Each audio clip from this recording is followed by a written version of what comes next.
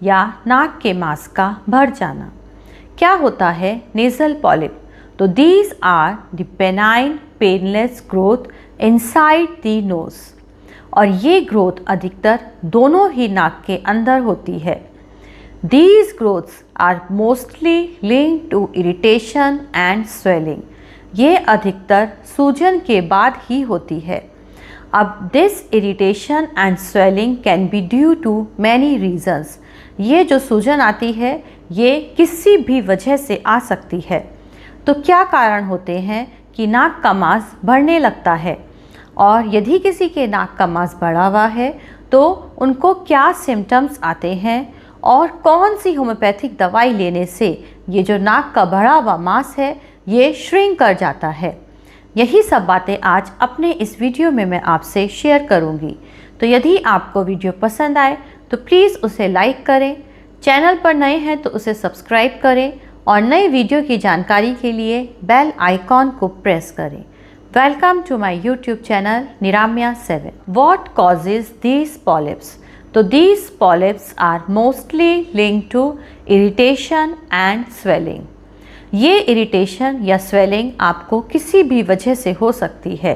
जैसे आपको allergic rhinitis की दिक्कत रहती है, आपको बार बार छींकी आती है, बार बार नाक बहने की दिक्कत होती है, या फिर आपको एलर्जिक साइनोसाइटिस है, आपके हर किसी भी एलर्जी के बाद आपके साइनस में सूजन आने लगती है, जिसकी वजह से भी आपके ये पॉलिप की समस्या हो सकती है। फिर जिन लोगों को अस्थमा की दिक्कत रहती है उनको भी ये पॉलिप की समस्या हो सकती है, या जो लोग non steroidal anti inflammatory drugs लेते हैं जैसे एस्प्रिन या आइबुप्रोफेन, या बच्चों में सिस्टिक फाइब्रोसिस होता है जिसमें कि म्यूकस ज़्यादा निकलता है और वो इरिटेट करता है, तब वहाँ पर ये मांस बढ़ने लगता है।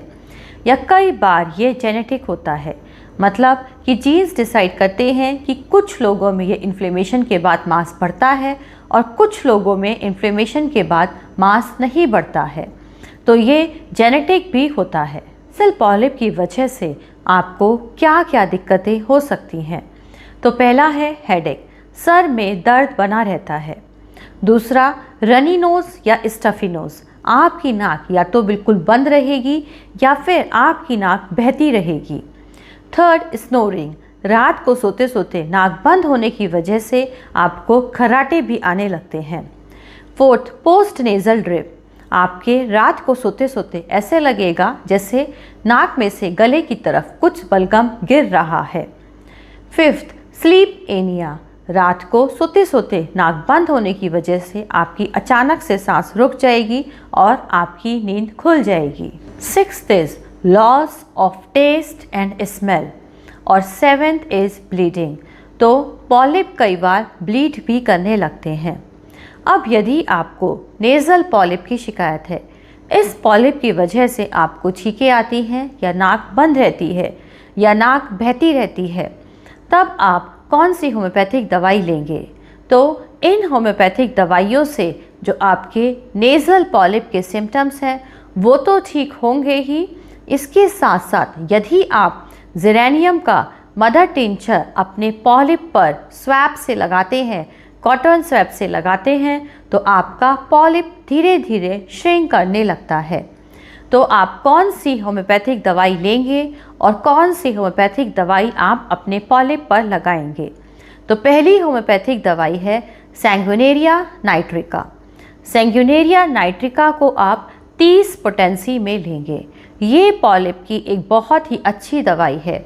पॉलिप की वजह से यदि आपको छींकें आ रही हैं, नाक बंद है या नाक बह रही है, तब आप सैंगुइनेरिया नाइट्रिका 30 पोटेंसी में 2-2 बूंदें सुबह दोपहर शाम को ज़रूर लें।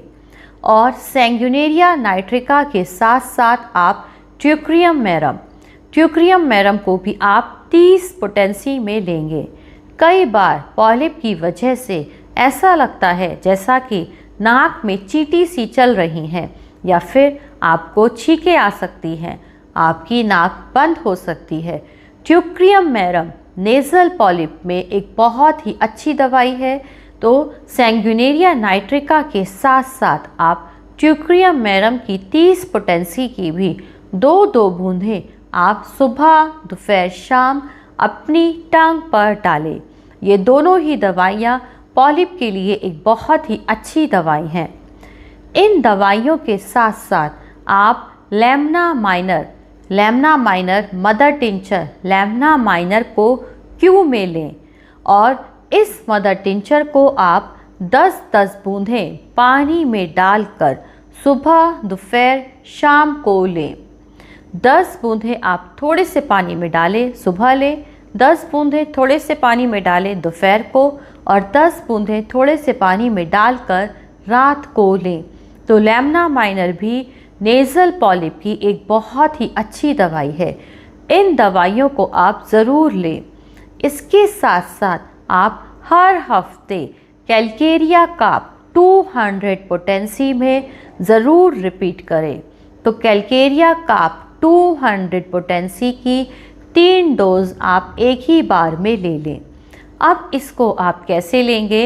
आप 15-15 मिनट पर 3 बार 2-2 बूंदें अपनी टांग पर डालें। तो कैलकेरिया काप 200 आपको वीक में एक बार लेनी है। अब कई बार इन पॉलिप में से ब्लड भी आने लगता है, तो यदि यह पॉलिप ब्लीड कर रहे हैं तब उस केस में आप फॉस्फोरस 200 पोटेंसी में लें। सोने से पहले फॉस्फोरस 200 आप 2 बूंदें अपनी टांग पर डाल लें। फॉस्फोरस 200 आप तभी लें यदि आपका पॉलिप ब्लीड कर रहा है। अब आप कौन सी होम्योपैथिक दवाई अपने इस पॉलिप में लगाएंगे? तो आप ज़िरेनियम मैक्यूलेटम का मदर टिंचर की क्यू यानी कि ज़िरेनियम मैक्यूलेटम क्यू आप मार्केट से लें और इस टिंचर को आप स्वैब में लगाकर अपने पॉलिप पर सुबह शाम लगाएं। इस दवाई से जो पॉलिप है वो धीरे धीरे श्रिंक करने लगता है।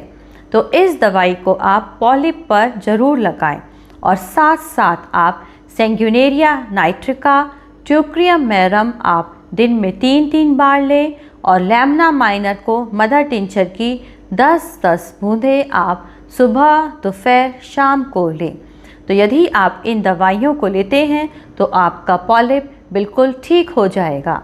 यदि आपको नेज़ल पॉलिप है तो कई बार आप बिल्कुल ठीक रहते हैं, वहीं पर कई बार आपके सिम्टम्स एकदम से बढ़ने लगते हैं। तो आपको किन बातों का ध्यान रखना चाहिए? तो पहला है अवॉइड डस्ट, डेब्रिस, स्मोकिंग और कॉमन एलर्जेंस। आपको डस्ट से, पोलन से या जिस चीज़ से भी आपको एलर्जी है आपको उससे दूर रहना है। यदि आप किसी भी एलर्जन के कांटेक्ट में आते हैं तो आपके सिम्टम्स बढ़ने लगते हैं। तो avoid dust, debris and common allergens. और यदि आपको किसी चीज़ से एलर्जी है भी, आपको एलर्जिक राइनाइटिस या अस्थमा कोई भी बीमारी है तो आप उसका प्रॉपर ट्रीटमेंट लें। थर्ड, आप ह्यूमिडिफायर यूज़ करें। जब भी एयर ड्राई हो आप ह्यूमिडिफायर यूज़ करें जिससे आपकी जो लाइनिंग है वो मॉइस्ट रहेगी। पानी खूब पिएं। Drink plenty of water. पानी भी लाइनिंग को मॉइस्ट रखता है। स्टीम इन्हेलेशन लें और अपने सर को तकिए पर रख कर ही सोएं। तो आप इन बातों का ध्यान रखें। मैं अपने नए वीडियो में आपसे फिर मिलूँगी किसी बीमारी के साथ। उसमें आप कौन सी होम्योपैथिक दवाई लेंगे और किन बातों का ध्यान रखेंगे, यही सब बातें लेंगे। यदि आज का वीडियो आपको पसंद आया हो तो प्लीज़ उसे लाइक करें, शेयर करें। चैनल पर नए हैं तो उसे सब्सक्राइब करें और नए वीडियो की जानकारी के लिए बेल आइकॉन को प्रेस करें।